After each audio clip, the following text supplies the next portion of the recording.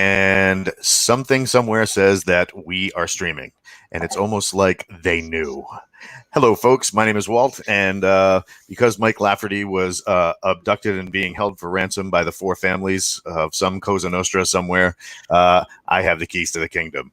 Today, I have an amazing panel of people who are going to sit down and talk about some of the coolest stuff in gaming. We're talking about the genre of the 1920s, 1930s gangster films and how we can smush, mash, and create fantastic worlds. Talking with Mr. Owen Stevens. How are you, sir?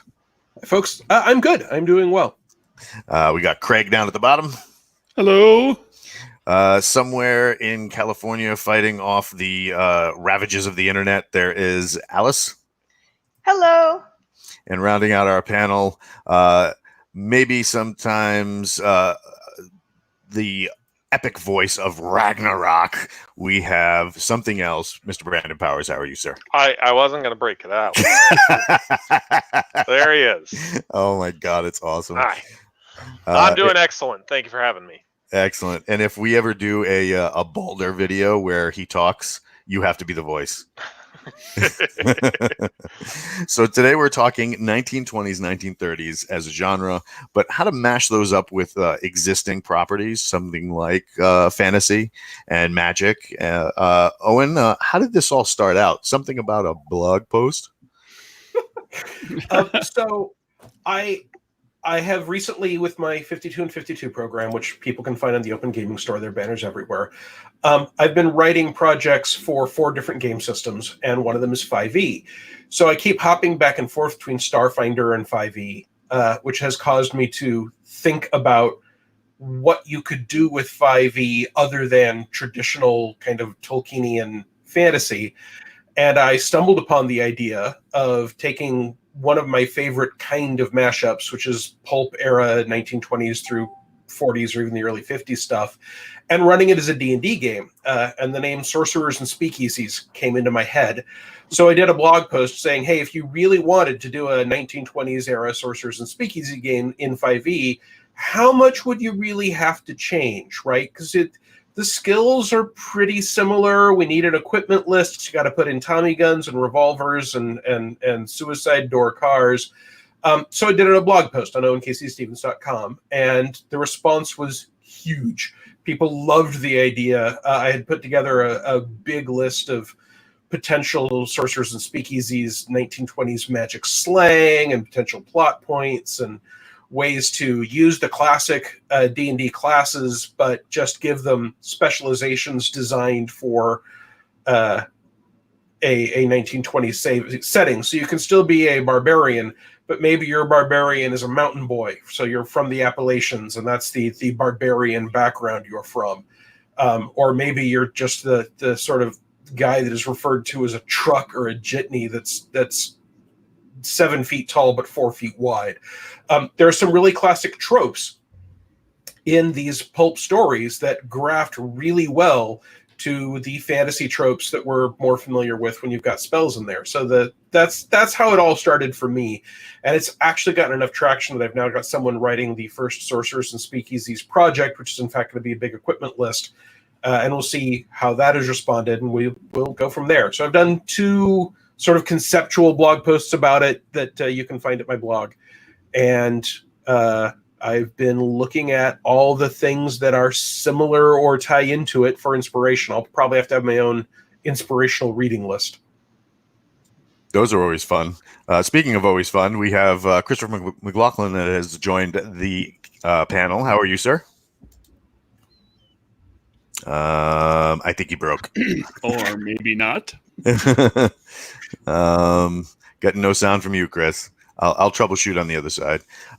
So what's one of the ways that you can, like you were just mentioning the people from the Appalachians as like barbarians, those like hill folk.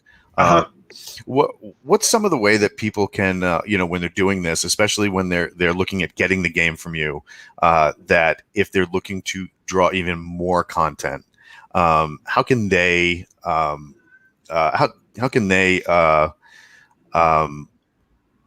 get as far as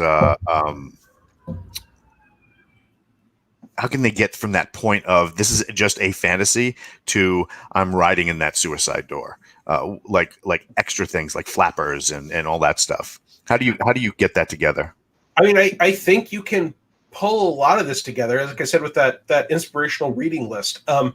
This is by far not the first project anyone ever thought to cram magic into a pulp setting. There are two relatively well-known movies, for example, Cast a Deadly Spell and Witch Hunt. Now, they're set in the 40s and 50s, but they are still hard-boiled detectives with magic. And so you look at things like that, or there's an entire set of books by Ari Marmol, the Mick Oberon jobs. The first one's Hot Lead, Cold Iron. That again are set in the 1930s, early 30s, and it's got a guy named Mick Oberon who's a pointy-eared private detective.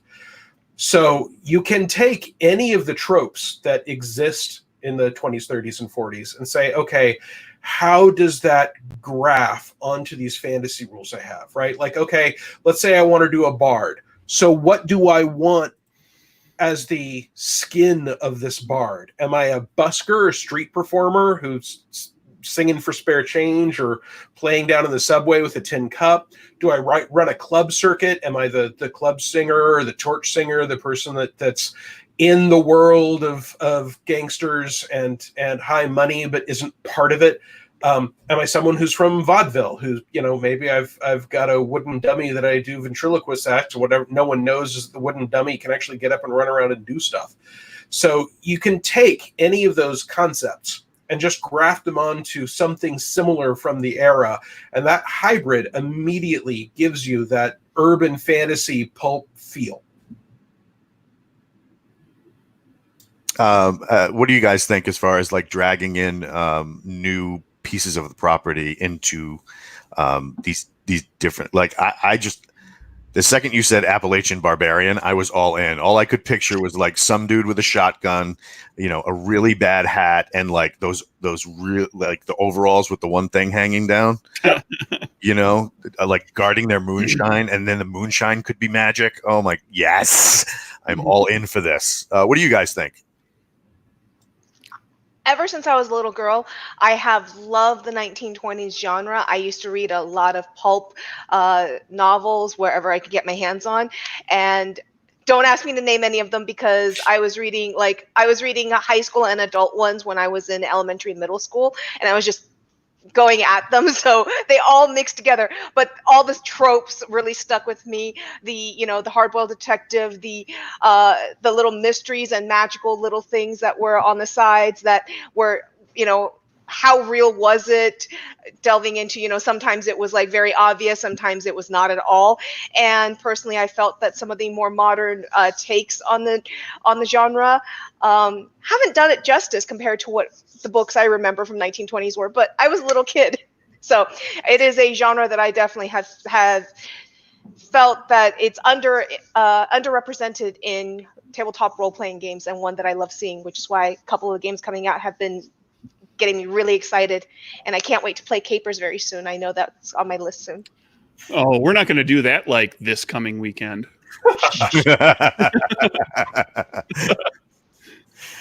And you get a fedora for the game. No, I think Owen's kind of starting from the tack of D&D and the tropes, the things from D&D that that you can go the other direction too. I mean, like having designed Capers, like identifying the things that are part of the that are kind of core to the Prohibition era, and finding out, well, what fantasy or D&D-ish type thing kind of fits to that. And you can do that, in broad terms and also in very specific terms. Like, just while we were, others were talking here, I was thinking about like, okay, well, Prohibition at its core, alcohol is, the sale, distribution, transport, and making of alcohol is prohibited. Okay, alcohol, D&D, dwarves. Okay, dwarves are the master brewers, right? They're the ones that make the beer. So in this world where alcohol, if that's the direction you go, if it's Prohibition, in this world where alcohol has been outlawed, then what do those dwarves do? Are they, is 75% of your speakeasies run by a dwarf, or at least have a dwarven brewer that's providing stock, or or does it force some dwarves to take on different roles and do other things. Like if you're going to dig down into alignment, the lawful good dwarf says, okie dokie, I guess that's how it's got to be. And maybe actually even starts enforcing this and uses their knowledge of who were the brewers before to go and find them and make sure that they get shut down and they can't do those sorts of things. And then you can get down into very specific things and look at, and I'm pulling again from history, and we can't use, specific personages in direct correlation into D&D necessarily. We could, but we don't have to. And so like I'm thinking of like Arnold Rothstein, who was the boss of bosses type of character in New York. He was a deal maker. He was somebody who kept all the various little gangs in New York from going at each other's throats during Prohibition. And so he got a little bit of a cut from a lot of different people. And kind of kept the peace with everything. Well, in fantasy race parlance, or in the milieu of fantasy races, like what would be the right kind of trope to stick on that? And my initial thought was, well, this should be a very long-lived elderly elf, somebody who has developed relationships with people over many, many decades and even centuries, and knows all about this organization's functioning and how this organization and this other one over here, how these two groups don't get along, and how he or she can parlay with them and make sure that they don't go after each other. So if you're dealing with Prohibition type eras where you've got rival gangs, factions that are fighting over those things which are illegal, alcohol and other things, you can just take real world stuff and or stuff from other games that hit on those same things, like hit on games that, like, you got a cool NPC in this game over here that's about film noir or like noir stories or Prohibition or whatever kind of 20s, 30s, 40s pulp, and translate that into like, well, what's the right kind of thing for that too? What's the right fit for that in a fantasy race or a fantasy city or whatever? Right on. Brandon, what do you got for us? So, Prohibition obviously is a big topic during that time, but there's so much else that was going on during the 1920s that you can focus in on and ask yourself, where did that history that, now there's dwarves or elves or whatever, magic, was that always there, like in some of the games that we have in the Victorian age, or is that something new, more like Shadowrun? And Shadowrun actually, to me, I see a great Shadowrun campaign being available there, is that you have this huge disparity of wealth, of privilege. You have this new group who has recently been gaining power, women, Native Americans getting the vote in America. You have a Harlem Renaissance going on. And so you have all these great class struggles, let alone with Prohibition going on, that would make for a small group of people who are basically off books, trying to live, and whether they're working with gangsters, whether they're working with the government for various things, and can make a great story. The fact that America just recently came out of a war that was going to be the war to end all wars, and trying to set up the League of Nations, you could by all means get into some really cool alternate history Mission Impossible type stuff using this stuff as backdrop. You can also look to the fiction of the era for the way that they introduce some interesting and different things. The character, the Shadow, dates back to the 1931. Yeah. I think 1930 is when he showed up as an announcer on the radio show, and then it was a separate character in 31. But yeah, and that's someone that has the power to cloud men's minds. So that's built in what people were talking about and thinking about as fiction at the time, which gives you another way that you can say, okay, if I'm adding these fantastic elements, rather than saying I'm going to start with the truly fantastic, like with D&D, or I'm going to start with the entirely historic, like saying I'm going to start with Prohibition, or I'm going to start with Al Capone, you can say I'm going to start, or at least look at, the fiction that had those elements that was created then and set then, which gives you a whole new list of things that you can look at as what is the appropriate starting point. How do these things blend together? That makes for some great jumping off points for science fiction sort of stuff with H.G. Wells and Jules Verne at the turn of the century going into the 20s and 30s. Those were they weren't considered like the, you know, classics that we love and revere them as the geek crowd that we are. But they were new. They were like, you know, really like people weren't writing things about time machines and gigantic submarines that plumbed the ocean's depths. You know, they're fantastic stories of the era. I just like that you use the word plum. Plumbed. We got Chris McLaughlin joining. Hello. Hi. Hey. Yes, we have microphones. Yes, microphone's working. Hello, Chris, Christopher. we were talking about bringing the tropes of the 1920s and 30s at the game table and how to coordinate that. Did you want to weigh in? Actually, I'm just here doing a microphone test. I just Yes. I pop in for a second. I found out that me and my entire family are barbarians in this game. So I'm Can be barbarians. I just- And you I have just- to be I barbarians. just feel like I should take a chair in the back of the room and just be quiet. You can multi-class. Yeah. That's awesome. Well, Lord, I can hardly wait to find out what my options are. That's fantastic. So, obviously, you're going to have a lot of conflict. Brandon brought up some excellent points about everything that was going on in and around at the time. But it sounds like from the majority of what we're getting at, a lot of this takes place in America. Are you also going to have rules for what was going on in the 20s and 30s outside of the country? So my plan is to start with a very big city North America approach. Obviously, there's a big wide world out there, and there's a lot of stuff going on. My plan is to also anchor it very strongly in the history of the time, because that means if someone wants to go further beyond what I have done, since Sorcerers and Speakeasies says, look, these fantasy races in this case have always existed.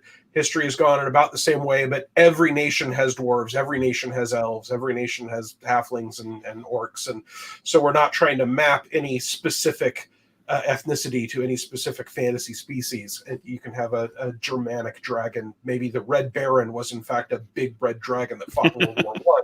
Oh, that's famously cool. shot down biplanes, right? But that means that if someone says, well, that's an interesting for 1929, but what's going on in Germany in 1929? Oh, you want to punch Nazis? Well, that's fine. The Nazi party's around in 1929. I am always in favor of giving you the option to punch a Nazi. So that's a thing that's happening. If you want to say what's going on in Hawaii in 1929, well, it's not a United State yet. What's happening in Japan, etc. Those are all actual historic events that you can do that research, and then you can put a twist on it yourself. If I do enough books, will I eventually do Sorcerers and Speakeasies, The Gilded Age? Maybe, quite possibly. The question is, where's the interest, where's the demand, and we're talking about a project that doesn't even have a book yet, so there's no telling where it'll go. But one of the nice things about doing things this way is that obviously I would never run out of things to look at. You've got a vast array of interesting historical events and locations that you can start with, and then you can say, okay, well, what are the fantasy tropes of that area? What is the fiction that they were actually generating in that place at that time that I can tie into? And for that matter, if I'm talking about radically different cultures, where are the people who already know about those cultures that I can get to write it for me, to bring that experience, that actual anchoring in that society, and have them come and translate it to this world where I've already done the old bearded white dude version. What do they have to bring into it? Like the Harlem Renaissance. The Harlem Renaissance, totally. Mm-hmm. I was just about to ask you, is that going to be part of your project? Because that's a big part of that time period. So it's, again, I'm starting with a single book that's an equipment list, right? And then we'll see where things go from there. Ultimately, I would love to have a bunch of different people come on and have them bring their expertise to the project. There are things like the Harlem Renaissance that I am probably not the right person to write that project, but I also don't want to ignore it. One of the advantages of saying this is anchored in history is that I don't have to say absolutely every single thing that happens in every place, right? If I say, hey, here's New York, and I'm going to give you 3 NPCs and 1 adventure, and I'm adding a new borough called Undertown, which is run by spider worshipping drow. I have not undone any of the reality that is there so that people can go and do that. But I don't want to ignore these things. I just have to look at what is the right way to bring them in and what is the right time. It may be that I put out my one book and I sell 15 copies and, well, that was fun for a blog post, and that's the end of that. Enthusiasm from people who see a free taste of something does not always translate into sales of a level that will allow you to do a professional line of products. I would love for it to. Obviously, I'm willing to get on and talk to podcasts about it and see if we can boost the overall awareness. But we'll just have to see where it goes. And maybe what happens is I inspire someone else to come along and they do a book that is more anchored in this. And there already is some great projects. I mean, like I said, I'm far from the first person to think of this. I just have one specific take that interests me. So I think there's a lot of material out there that people can look at that's already available. They can buy and support the people that are already doing this professional level of work. Right on. Mike is obviously texting under the table at whatever meeting he's at. Have we already mentioned the classic way to cast a deadly spell? Yes, we have. So the one thing that I would definitely use this for at my game table would be to have the different classes all team up and run an Indiana Jones style adventure. I think that would be amazing. Especially dealing with like the mobsters and then going into different things and that kind of deal. I almost want to write an Indiana Jones adventure where you break into the British Museum to steal cultural artifacts and take them back to the people that they should belong to, right? Reverse the entire trope. It's not it belongs in a museum, but it belongs with the people who live in the land that you dug it up from, which would not just allow us to play with the Indiana Jones type tropes and the big heist type tropes, but reverse them and put a whole new spin on it. I did want to specifically mention, Alice was talking about the Harlem Renaissance, and we're talking about the Harlem Renaissance RPGs, Magic in the 1920s. We have to mention Harlem Unbound. Harlem Unbound is Chris Spivey's book. There are a bunch of other writers. It's Lovecraft in the 1920s New York Harlem Renaissance. It's an RPG. It won an Emmy, I think 2 years ago. It's a great book.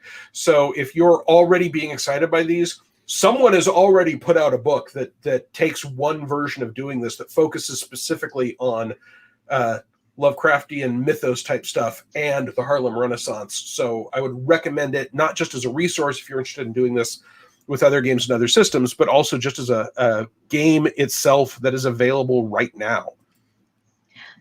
Well, you're talking about, people doing stuff outside of the U.S., and I think that if someone does, I really hope to see Hong Kong in the 1920s, 1930s, because that is a very Western-influenced era out there, and so there's a lot of stuff, and you see all sorts of movies and TV shows all the time still that from the really old stuff that came out and to the modern stuff that's all inspired by that era.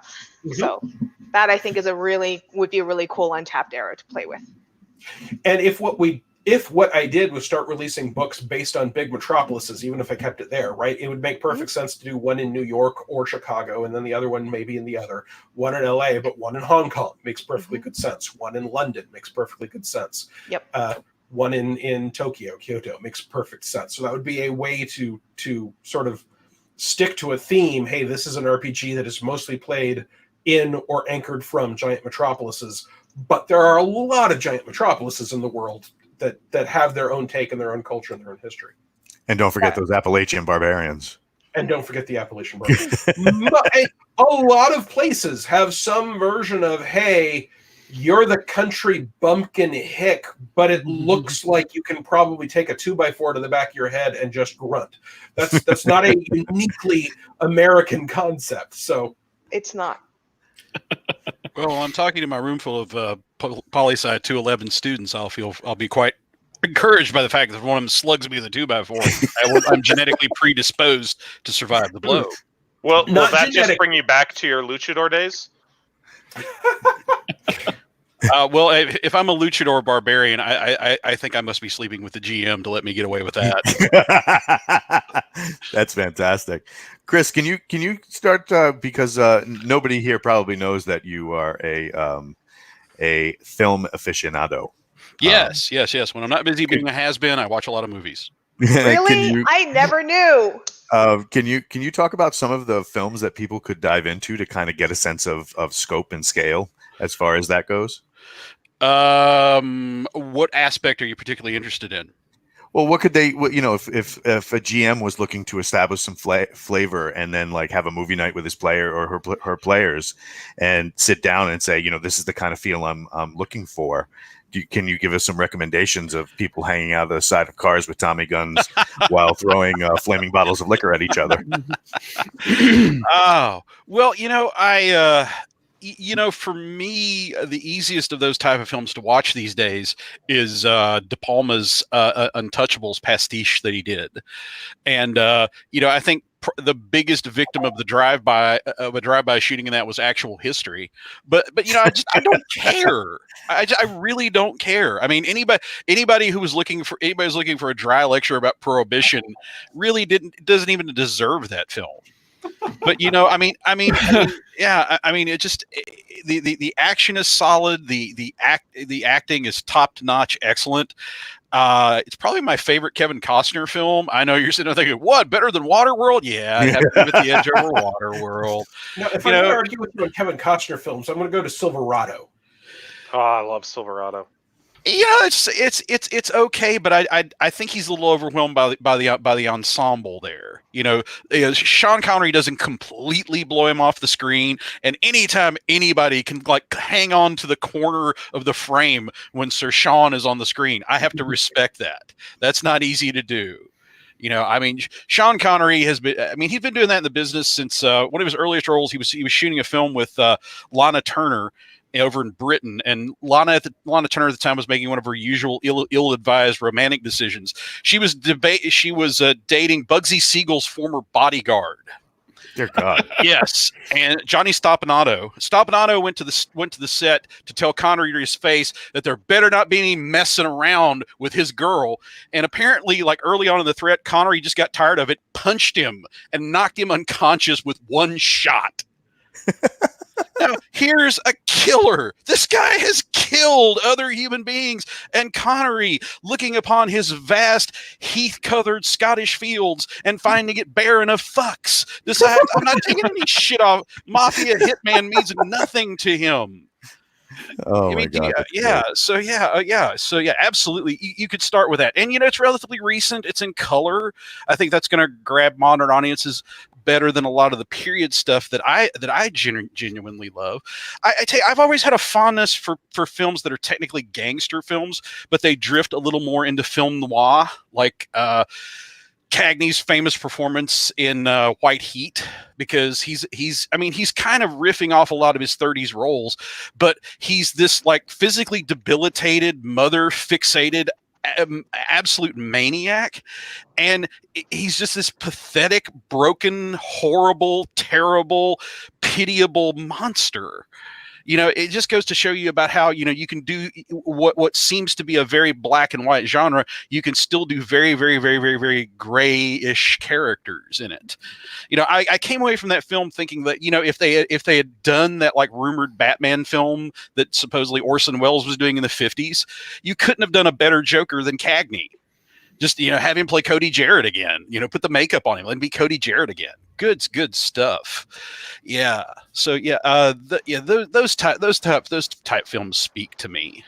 I guess that really depends on, do you want to have like the big Hollywood, this is a Western with Tommy guns kind of thing and make it more like the Untouchables, or have a bit more of the wit of desperation and small stakes of it, like you might get out of The Killers, either the Don Siegel version or the classic 46 version with Burt Lancaster. Just showing how small time most of this violence and death really, really is. I think all those set a mood. Right on. What about like one of my favorite samurai films, Road to Perdition? Oh, wow. Yes. I was just about to bring that one up. Yeah. Oh yeah, good stuff. Excuse me. Yeah, they got all the Japanese names wrong, but I enjoyed the movie. And if you really want to get into the nitty gritty and learn that, you know, Frank Nitti was not in fact thrown off the roof by Elliot Ness at the courthouse. I mean, and you don't want to read a bunch of books. There's Ken Burns' Prohibition.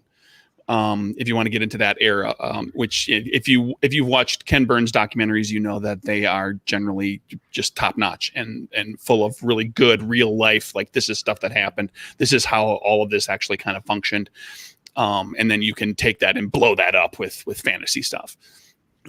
Right on. And you know, honestly, after you should totally back their Kickstarter. You know, just give them all your money. Okay, once you're done backing this Kickstarter, if you can find a copy of any of the old TSR editions of Gangbusters, honestly, There are new editions, by the way.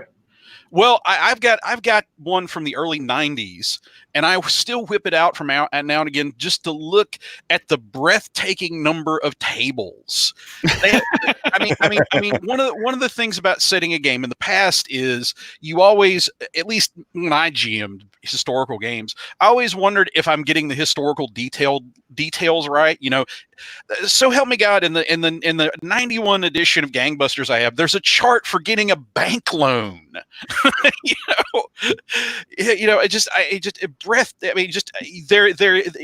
The minutia of life in the 20 or 30s is so insanely well covered.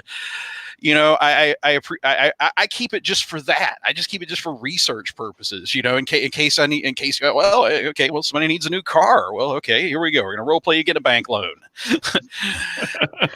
I don't do role playing a bank loan. But yes, you totally could. And I mean, that speaks to other resources too, right? Like I've got more than one reproduction of a 1920s Sears and Roebuck catalog. So if someone says, hey, what kind of camping equipment can I get? Well, here's the camping equipment that was available in 1927 through Sears and Roebuck. Here are the prices. We can even look up what they think the delivery time is. So go online and just look up, you know, 1920s or 1940s or whatever it is, magazine and newspaper ads, and look at the newspaper ads and look at the magazine pages and just get a sense of like, oh, this is what people actually wore. This is like, these are the new inventions. These are the cool things that you could buy at the appliance store. And if we're speaking about movies, since we were talking about Hong Kong and big cities that were outside of the U.S., movies reference I would use at that point would be the Ip Man movies. Yes, Ip Man movies are a fantastic reference for what was going on in Shangang at the time. So. And for that matter, earlier it was suggested that you would have to have some sort of special advantage to be allowed to play a barbarian luchador. It's worth noting that the first luchador association was formed in 1933 and still exists, and that was after Mexican-style wrestling, Lucha Libre, had been around as a regional thing for a number of years. So it's a perfectly appropriate to play a luchador character. El Santo doesn't come along till later, but he's the 1940s, so you can take that concept, and there's a bunch of great Santo movies that will give you some feel for, hey, if what you want is to play the Mexican saint with a silver mask who he never removes, and if he's going to a formal event, it's a formal suit and the silver mask. Those movies are available as well. Oh my God, this game writes itself. Yeah, you know, with the introduction of magic, how does that change some of the like technology and the innovations of the time, or do you kind of curb magic where it kind of there's a cost to it, so not everybody dips their toes in? Specifically for the setting I'm playing with, one of the reasons I like the 1920s is that while technology definitely exists, it has not yet reached the cell phone intercontinental flight level, right? The spirit of St. Louis crossing the Atlantic nonstop is a huge feat. So I think you can mostly just say, hey, there's magic, and maybe there's some magic that does more modern styles of things, right? Maybe we write in a spell that allows you to run a car without gas. That's all the spell does. It just feeds the car with magic instead of gasoline. For my setting, I'm specifically setting up the trope that it is easier to enchant weapons that have been around longer because colleges of magic have been figuring out how to do that. So a magic sword is, relatively speaking, cheap and easy to put together. You can have a magic Tommy gun, but it's a lot more expensive and a lot rarer. So that we have if you want to play, especially at lower levels, hey, my character has an enchanted baseball bat. When a baseball bat's a club, the enchantment on that is relatively straightforward, and it encourages people to maybe be carrying melee weapons with a very thin veneer of an excuse that wouldn't have been as popular at the time. Although there was a great deal of significant violence that was done with knives and clubs and chains and such. So that, to me, is one of the big advantages of doing it in the area where police cars, for the most part, don't have radios yet. You're not looking at television for the most part. Most of your news is still coming from a newspaper, which is not a whole lot different from the town crier on a practical level. We can do a few things to bring magic into the area. Maybe we have a divination spell that is I cast a spell on a newspaper and it gives me the headline that I need for today, and that's how you divine. But mostly I think you leave magic alone and you say, hey, magic has thousands of years of history behind it. It still does what it does. It has not yet been taken over by technology. And technology is coming around because not everyone is up to casting magic. Anyone can pull the trigger on a pistol. I think that when you're doing something like that, it would be an interesting thing to veil it so that, in the setting, so that normal people don't necessarily see the magic. So someone's casting a fireball.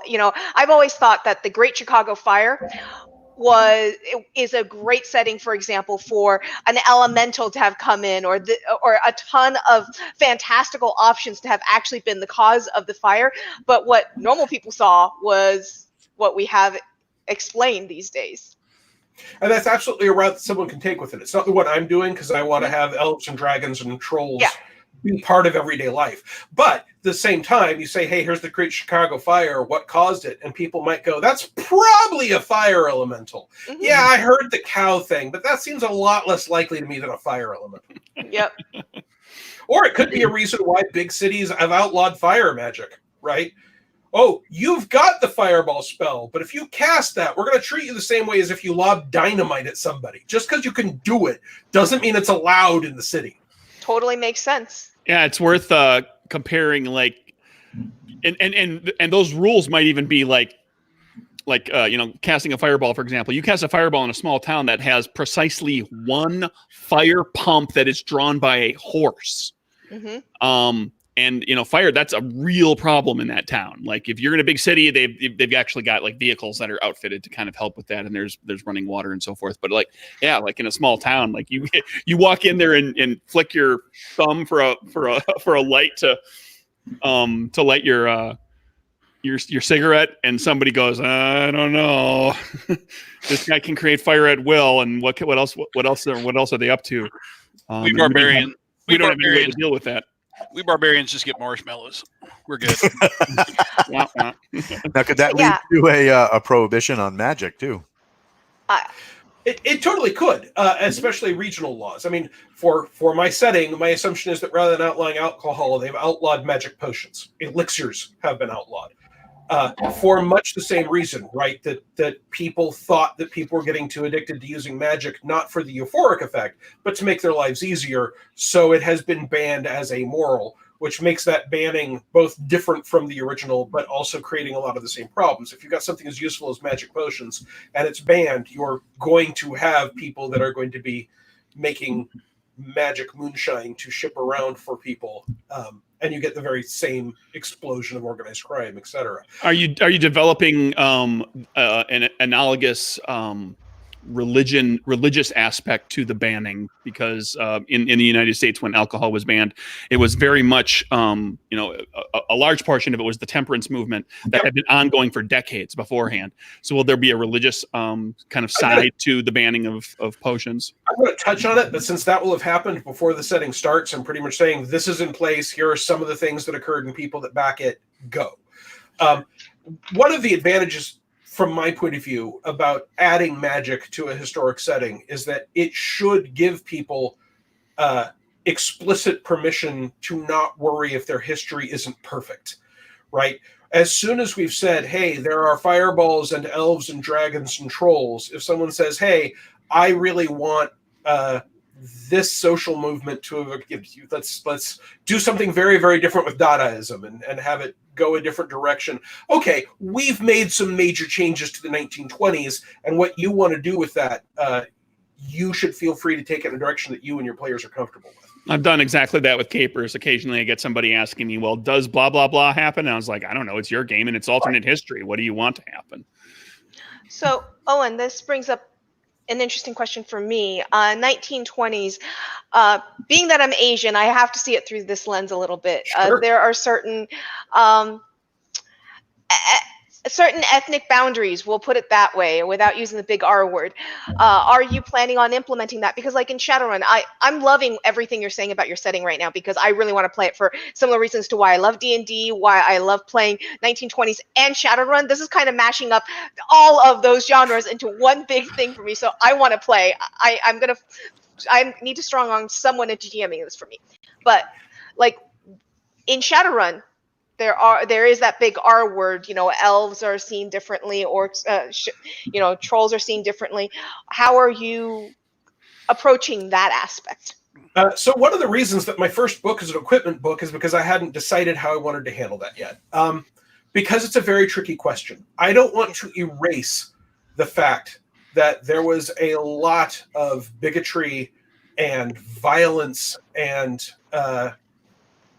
evil being perpetrated in the name of standardized society. That a lot of people that thought of themselves as the good guys were doing some things that were horrifically wrong. At the same time, I don't want to lock into this game saying, hey, if you want to play a character that looks like yourself, and that means you would have had problems going into an upscale New York City restaurant, it is the job of the setting to tell you you must face that here in this fantasy setting. My guess is that I will end up writing a section or a sidebar that says, we're not pretending that this stuff didn't happen, but it's not everyone's idea of fun to have to face it every time they want a representational character to get to do something. So have that conversation with your players before you decide, are we in fact going to say if you are Asian or a woman or an African American or any kind of or gay or trans, if you're any of these things, it will be some sort of drawback. I think we can reasonably say, in a world where there are women who are 700-year-old elves who can slice the top off a building, gender dynamics have gone differently. But at the same time, I don't want to pretend that it is not human nature to create marginalized groups and persecute them, especially since we're going to be talking about an era where the Nazi Party is rising up. And I don't think we can, in good conscience, say, no, we're going to pretend Nazis don't exist. So it's a really complicated issue that I don't feel like I have the best solution for yet. Yeah, well, I think that when you're using fantastical races, it gives you more leeway to address that without people being automatically offended, because you're skinning it in a way that's a little safer for most people. Because, look at going back to very early ages of D&D, there's racism against elves, there's racism against, dwarves. For 20 years, I've dealt with players at my tables who the dwarf hates the half-orc. Why? Because he's a half-orc. So I think that it gives you a little more permission to play with that. But yeah, it is tricky. For me, being an Asian, the reason why I mentioned that is, in case anyone doesn't know, that was the height of the Chinese Exclusion Act, where Chinese Americans were not allowed to take any jobs outside of backroom laundromats or backroom restaurants between 1982 and 1943 was when it was repealed, and then it wasn't even integrated until 1950s before Asians could actually, despite the law being changed. So it was, something big. No, it is huge, and I this is the downside of delving into anything that is a real world setting, right? And that the real world often has really terrible stuff in it. And even when you're talking about something like prejudice and racism against orcs and half-orcs, that sometimes gets coded as saying, okay, orcs and half-orcs are essentially African Americans. And we're going to take some of their tropes. And I don't know if anyone saw the movie Bright that was on Netflix. Yes, I did. In general, I liked it, but it very clearly coded orcs and half-orcs as urban ethnicities, as being Latino and African American. And that is not necessarily a statement I think is wise, and it's not one I want to force on any player. I don't want anyone to walk into a setting that I've created and say, well, this setting is designed to make me feel bad. I can't be treated normally. I can't play the character I want to play. So whatever I end up doing as the default, I will certainly have to include something that says, here, as I see it, are the pitfalls of the various approaches. This is the one I took because I think it's best. But talk to your players and make sure everyone's comfortable. I mean, I think it is reasonable to say that players should have a level of consent in a setting. So as we're rounding to the bottom of the hour, I'd like to go around the table, and if you were going to play that one race or one class or fantasy race or whatever in the 1920s, who would you play and why? Let's start with Chris. Barbarian college professor, because it's close to my heart. I love that idea, by the way. That's awesome. Oh my God. I love this. Brandon. Dick Tracy something. Because of the coat? No, because it's an awesome world that we've got. I mean, we talk about all sorts of huge, IPs that all the time, and that's one that has been around. I mean, Zorro's the same time period and such, and has this huge universe that got built up around it. But that's one that's so tied in with that 1920s culture. And look at all those different gangsters and such foes that he had.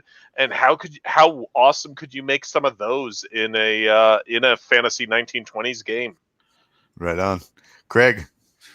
Halfling rogue, cop, or private investigator. Would you have the monologue in the back? If he's a cop, he's on the take. That's fantastic. Owen. Dragonborn cub reporter.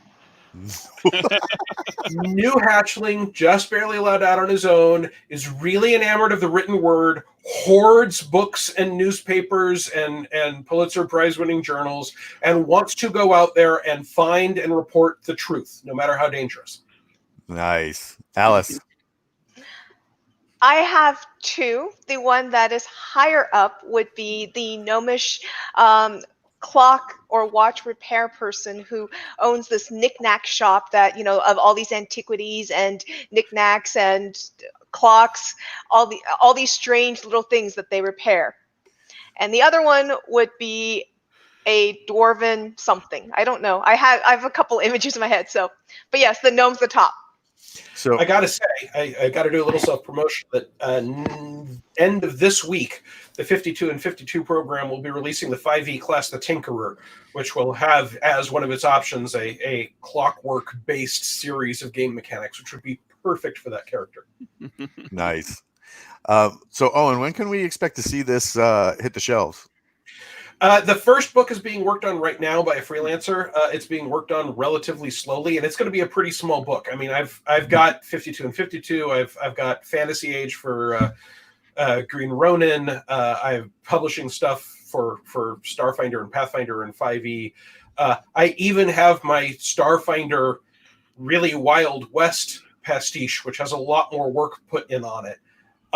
So I expect before Gen Con, the first thing will come out as a PDF, and I will then measure the weight of that. And then my blog, owenkcstevens.com, I will probably be dipping my toe into concepts for this periodically as they come to me to see how people respond. Right on. Just want to take a minute to thank the panel for coming out and sharing your best Sean Connery accents. You're welcome. Some things you hear that don't respond well to bullets. That's right. I want to hear Alice do the Sean Connery accent. No. I don't have the ability to. I tried a long time ago. I'll practice and try it some other time for you. Yes. Thank you guys so much for coming out. I really appreciate it. This has been the BAMF podcast talking Sorcerers and Speakeasies. If you get a chance, go and check out Owen's stuff. 52 and 52. He's producing some fantastic content. Go wrestle some capers, Craig's property, and check out some of the stuff that he's got going on. And for God's sakes, go check out Go Show Press. Because well, actually, so if I've got to have 10 seconds of your time, actually, way something more important than my faltering game writing career. If you guys, if anybody listening or anybody attending, if you've got a few extra dollars in your pocket, Thursday is my 51st birthday, and I am donating that to the American excuse me, I can't talk, I'm nervous here, to the for suicide prevention, for the American Foundation for Suicide Prevention. I've started a fundraiser on my Facebook page. If you're my friend, it's there. If you're not, it's a public post. Just look for Christopher McLaughlin. Just look for the guy hiding behind his bulldog, and hey, you always put the pretty face up front, right?